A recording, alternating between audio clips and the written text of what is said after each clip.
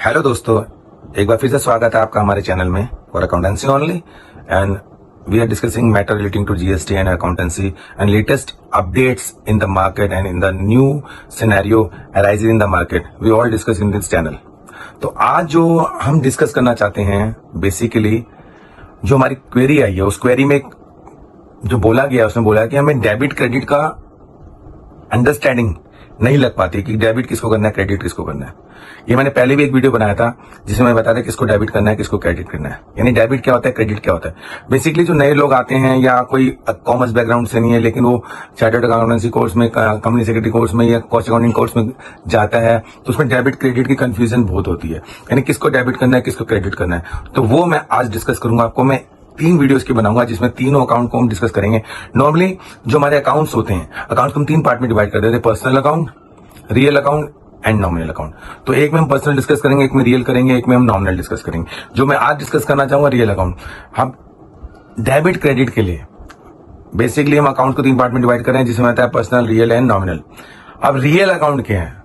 Real account में किसको debit करेंगे किसको क्रेडिट करेंगे, क्योंकि कोई भी ट्रांजेक्शन होती है, अगर आप कोई भी ट्रांजेक्शन कर रहे हैं बिजनेस के अंदर उसके 2 एस्पेक्ट बनते यानी डुअल एस्पेक्ट बनते। कोई भी ट्रांजेक्शन हो वो एक डेबिट होती है और एक क्रेडिट होती है। डेबिट क्रेडिट रूल कहते हैं, जिसे डेबिट क्रेडिट रूल या golden rule of debit credit भी कह सकते हैं हम, वो उसके बारे में डिस्कस कर रहे हैं हम।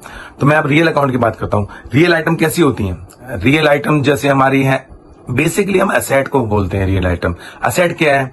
एसेट जैसे मेबल एसेट भी 2 तरह की होती है। एसेट 2 तरह की कैसी होती है? एक होती है हमारी टेंजिबल एसेट, एक होती है इंटेंजिबल एसेट। टेंजिबल एसेट जिसे you can feel it, you can touch it, मतलब आप जिसको टच कर सकते हैं वो टेंजिबल, जिसको आप टच नहीं कर सकते वो इंटेंजिबल।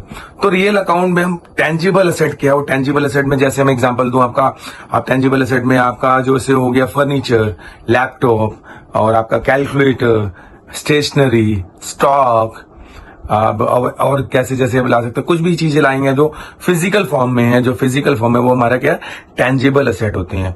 अब इंटेंजिबल एसेट क्या होते हैं? जिसे आप फील नहीं कर सकते, जिसे आप you can not touch it but you can, it is still an asset. तो एसेट है तो वो एसेट किस तरह से आइडेंटिफाई होगी?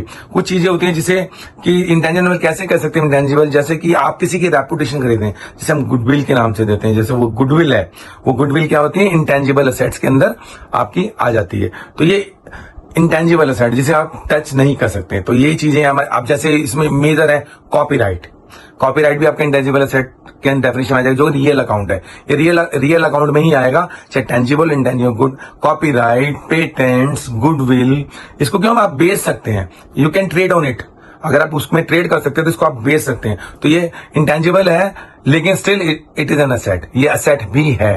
तो अब इसका रियल अकाउंट का हमारा रूल क्या है, किसको हम डेबिट करें किसको क्रेडिट करें? उसका रूल ये है व्हाट्स कम्स इन। अगर रियल अकाउंट के अंदर जो तुम्हारी एसेट्स आ रही हैं आपके ऑर्गेनाइजेशन के अंदर उसको आप डेबिट करेंगे, और व्हाट्स गोज आउट जो कि आपके ऑर्गेनाइजेशन से जा रही हैं उसको आप क्रेडिट करेंगे। मैं ऑर्गेनाइजेशन वर्ड इसलिए बोल रहा हूं कि ऑर्गेनाइजेशन और उसका जो ऑनर है वो अपने आप में डिफरेंट पर्सन है। ऑर्गेनाइजेशन के लिए, एंटिटी के लिए जो ऑनर है वो पराया आदमी है, यानी कि ऑर्गेनाइजेशन का पार्ट नहीं है, वो पराया आदमी है, कि दोनों डिफरेंट एंटिटी है, जिसे हम सेपरेट एंटिटी भी कहते हैं। सेपरेट एंटिटी कॉन्सेप्ट हमारा बहुत ही फेमस है अकाउंटेंसी के अंदर, उसको हम सेपरेट एंटिटी कॉन्सेप्ट कहते हैं। जो चीज आ रही है व्हाट्स कम्स इन उसको हम डेबिट करेंगे, व्हाट गोज आउट उसे हम क्रेडिट करेंगे। एग्जाम्पल, आपने फर्नीचर परचेज किया, अब ऑर्गेनाइजेशन के अंदर देखिए एसेट आ रहा है कि जा रहा है। ऑब्वियसली आपने फर्नीचर खरीदा तो आपकी चाहे चेयर हो चाहे टेबल हो वो ऑर्गेनाइजेशन के अंदर आ रही है, तो फर्नीचर को आपको डेबिट करना पड़ेगा, यानी फर्नीचर अकाउंट हमारा बुक्स ऑफ अकाउंट्स के अंदर डेबिट होगा। और क्रेडिट क्या होगा? क्रेडिट के बहुत से रीजन है, वो क्रेडिट की अभी बात ही नहीं कर रहा मैं। जैसे इसमें मैं बोलूं कैश, कैश रियल है, you can count it, you can feel it. तो ये जो कैश रियल है, कैश इसमें जा रहा है, तो ये रियल अकाउंट का दूसरा, अगर व्हाट गोज आउट तो ये कैश जा रहा है तो ये क्रेडिट होगा, तो ये क्रेडिट होगा तो ये इसमें कैश को क्रेडिट करेंगे। तो हमारी जो जर्नल एंट्री बनती है, जर्नल एंट्री के अंदर ये होता है एक को डेबिट करते हैं एक को क्रेडिट करते हैं। जो डेबिट होता है इसमें फर्नीचर क्या डेबिट, कैश क्या क्रेडिट।